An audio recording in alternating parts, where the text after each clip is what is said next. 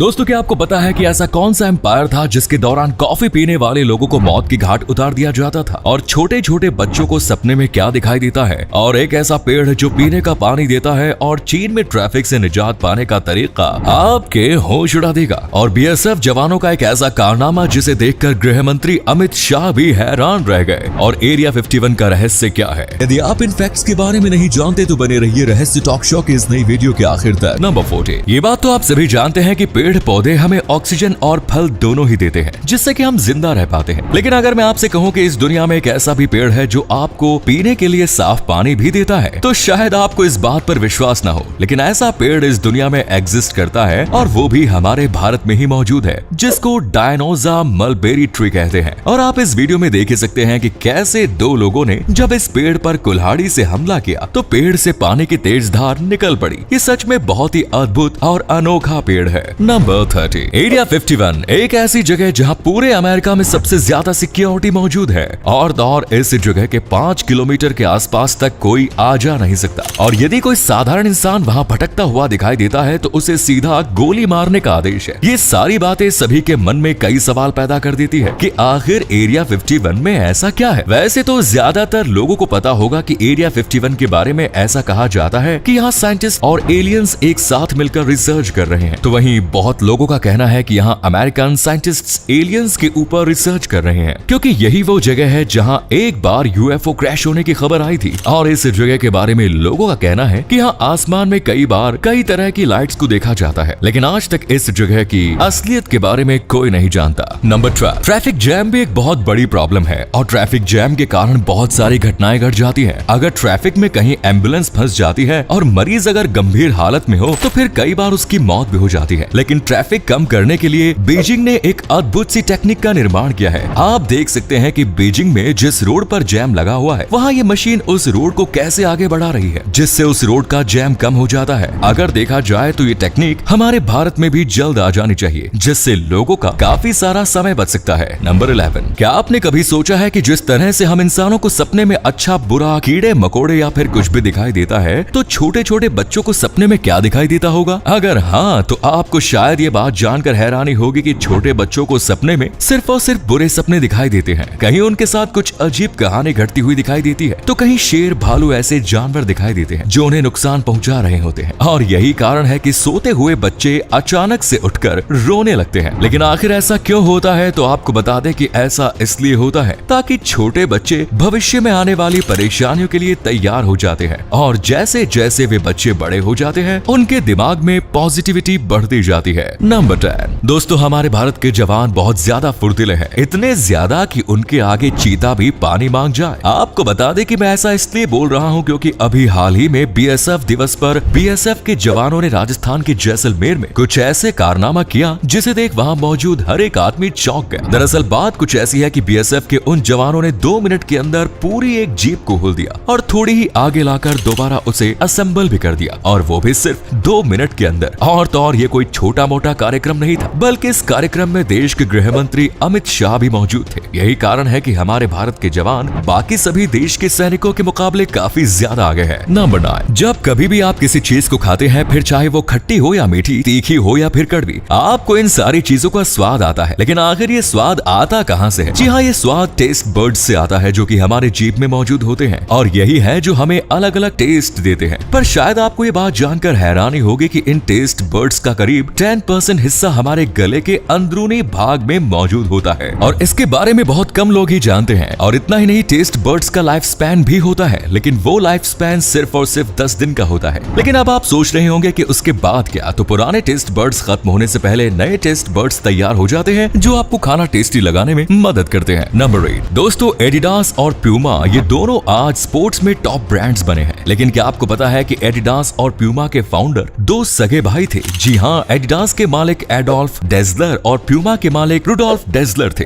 जो एक बहुत ही गरीब परिवार में पैदा हुए। और ये दोनों भाई मिलकर जूते बनाते थे और बेचते थे। लेकिन वो कहते हैं ना कि समय बहुत बलवान होता है, और जब इन दोनों की किस्मत चमकी तो इन्होंने अमेरिकन एथलीट जेसी ओव्स को उनके द्वारा बनाए गए जूते पहनने के लिए राजी कर लिया। और खुशकिस्मती ये रही कि जेसी ओव्स ने उस साल हुए ओलंपिक के दौरान 4 गोल्ड जीते, और उसके बाद से उनके जूते चारों ओर छा गए। लेकिन समय के साथ साथ दोनों भाई भाई अलग अलग हो गए और फिर एडोल्फ डेजलर ने एडिडास, वहीं रुडोल्फ डेजलर ने प्यूमा जैसे ब्रांड्स का निर्माण किया जो कि आज कितने ज्यादा पॉपुलर है ये मुझे आपको बताने की जरूरत नहीं। नंबर 7, इस दुनिया में कितने सारे अरबपति मौजूद है ये तो आप सभी को पता होगा, लेकिन जहाँ कुछ लोग अपना बहुत सारा पैसा दान में दे देते हैं वहीं कुछ लोग बहुत ज्यादा कंजूसी दिखाते हैं और उस कंजूसी दिखाने में नंबर 1 पर आते हैं एलोन मस्क, जिनकी संपत्ति 14 लाख करोड़ है और उन्होंने अपनी संपत्ति का सिर्फ 1% ही दान में दिया है। दूसरे नंबर पर गूगल के फाउंडर लेरी पेज का नाम आता है, जिनके पास 8 लाख करोड़ रुपयों की संपत्ति है और इन्होंने तो 1% से भी कम दान किया है। इसके बाद आते हैं जेफ बेजोस, जिन्होंने अपनी संपत्ति का सिर्फ 5% ही दान दिया है। वहीं मार्क जुकरबर्ग अपनी नेटवर्थ का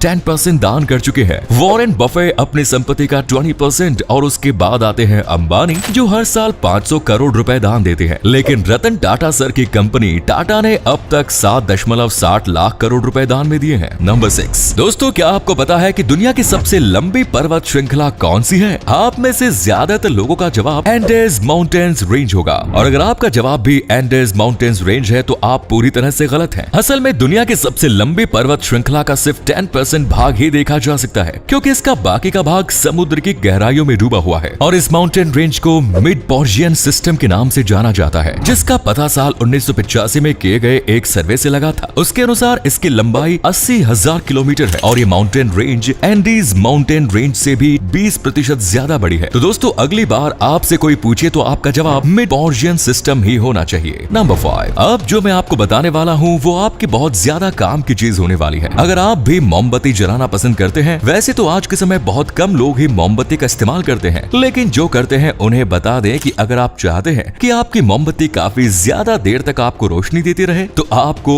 एक काम करना होगा। आपको इसमें कोई रॉकेट साइंस नहीं लगानी, बल्कि आपको मोमबत्ती को उठाकर सीधा रेफ्रिजरेटर के अंदर रख देना है और करीब 1 घंटे बाद उसे निकाल कर जला लेना है, जिससे मोमबत्ती ठंडी होने के कारण काफी ज्यादा देर में पिघलेगी और इस तरह आप मोमबत्ती के ऊपर खर्च कर रहे पैसे को आप बचा सकेंगे। नंबर 4, दोस्तों आपने ये बात तो कई बार सुनी होगी कि अंग्रेजों ने भारत को लूटा और इस बात में कोई भी झूठ नहीं, क्योंकि एक समय पर भारत को सोने की चिड़िया कहा जाता था। वहीं आज भारत दुनिया के सिर्फ तीसरी सबसे बड़ी इकोनॉमी पर अटका हुआ है। लेकिन अगर अंग्रेजों से भी ज्यादा किसी ने भारत को लूटा है तो वो है खुद भारत के पॉलिटिशियंस। इसका अंदाजा आप इस बिल्डिंग को देखकर ही लगा सकते हैं। आप जरा इस बिल्डिंग को देख लीजिए, जो महाराष्ट्र के महानगर पालिका का स्टेशन है और इसे अंग्रेजों के दौर में बनाया गया था। ये बहुत ही खूबसूरत और सुंदर है, लेकिन जब से इसे बनाया गया है तब से इसके ऊपर एक भी रुपया खर्च नहीं किया गया, जिससे आप इस बात का अंदाजा लगा सकते हैं कि देश में करोड़ों रुपए के घोटाले हो सकते हैं, लेकिन देश में अच्छे काम नहीं हो सकते। नंबर 3, दोस्तों अक्सर गर्मियों के मौसम में लोग शिकंजी और शरबत पीना पसंद करते हैं और शरबत या शिकंजी को ठंडा करने के लिए उसमें आइस क्यूब डाल देते हैं। लेकिन आपने देखा होगा कि कुछ आइस क्यूब्स का रंग जहां सफेद सा होता है, वहीं कुछ आइस क्यूब्स बिल्कुल ट्रांसपेरेंट होती है। तो ऐसा आखिर क्यों होता है? तो आपकी जानकारी के लिए बता दें कि आइस क्यूब्स 2 प्रकार की होती है। एक जो सफेद रंग के होते हैं उनमें हवा और कुछ इम्प्योर पार्टिकल्स अंदर भर जाते हैं, जिस कारण से वे सफेद रंग के हो जाते हैं और ये आपकी सेहत को नुकसान भी पहुंचा सकते हैं। लेकिन जो आइस क्यूब्स पूरी तरह ट्रांसपेरेंट होते हैं वे बिल्कुल शुद्ध होते हैं और उनसे आपको किसी भी तरह का कोई खतरा नहीं होता। तो आप कमेंट्स में बताएं कि क्या आपको इस बारे में पहले से पता था। नंबर 2, हमारे भारत में गेहूं का उत्पादन सबसे ज्यादा होता है, वो इसलिए क्योंकि हमारे भारत के हर घर में रोटी जरूर बनाई जाती है। लेकिन क्या आपको पता है कि सबसे पहली रोटी इस दुनिया में कब बनाई गई? अगर नहीं तो आपकी जानकारी के लिए बता दें कि आज से करीब 14,500 साल पहले उत्तर पूर्वी जॉर्डन में सबसे पहली रोटी पकाई गई। उस समय पत्थर के ऊपर रोटी को सेकने और पकाने का काम किया जाता था। साथ में ये रोटी आज की रोटी से काफी ज्यादा अलग होती थी, क्योंकि गेहूं की खोज तो आज से सिर्फ 4000 साल पहले ही हुई, जिस कारण से उस समय लोग जंगली अनाज को इकट्ठा कर उसे पीसकर दरदरे आटे की रोटी बनाते थे, जिसके अवशेष हाल ही में खोजे गए। नंबर 1, दोस्तों हो ना हो आप भी कहीं ना कहीं कॉफी पीने के शौकीन जरूर होंगे और आप ही नहीं पूरी दुनिया भर में एक दिन में करीब 200 करोड़ से भी ज्यादा लोग कॉफी पीते हैं। आप इस बात से कॉफी की पॉपुलैरिटी का अंदाजा लगा सकते हैं कि कॉफी वर्ल्ड वाइड कितनी ज्यादा पॉपुलर है। लेकिन अगर ये 200 करोड़ लोग ऑटोमन एम्पायर के समय में कॉफी पीते थे तो इन 200 करोड़ लोगों को ही मौत की घाट उतार दिया जाता, क्योंकि ऑटोमन एम्पायर के एक राजा को कॉफी से इतनी ज्यादा नफरत थी कि वो खुद तो कॉफी पीते नहीं थे, साथ ही अगर कोई कॉफी पीते हुए पकड़ा जाता तो उसे सीधी मौत की सजा दे दी जाती थी। तो दोस्तों क्या आप इनमें से किसी फैक्ट के बारे में पहले से जानते थे? हमें कमेंट्स में बताइए। धन्यवाद।